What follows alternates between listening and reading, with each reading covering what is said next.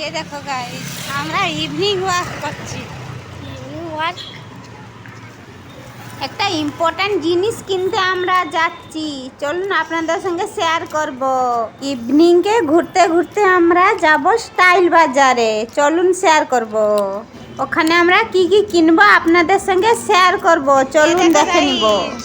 আমরা আজ স্টাইল বাজারে এসেছি, এসে এই লগেজটা নিয়ে কিনলাম আমরা। কেমন হয়েছে বলো? ভালো লাগছে আপনাদেরকে?